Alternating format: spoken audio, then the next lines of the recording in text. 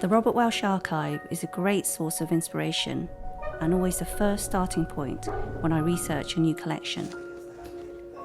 This time, I was looking for the tea sets Robert created almost 60 years ago. When looking at the sketches and pieces, a question arose. Has the tea culture actually changed over the years?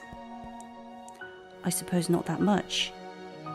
Different tea ceremonies exist across many cultures, but our interaction with tea has been the same over many centuries.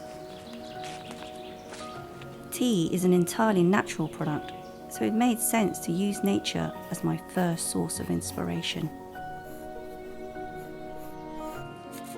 Exploring graceful and flowing lines became my main goal throughout this challenge. A simple, continuous stroke started to become the main feature. Finding the right curve and proportion for the handle was the defining moment to allow the teapot to come to life.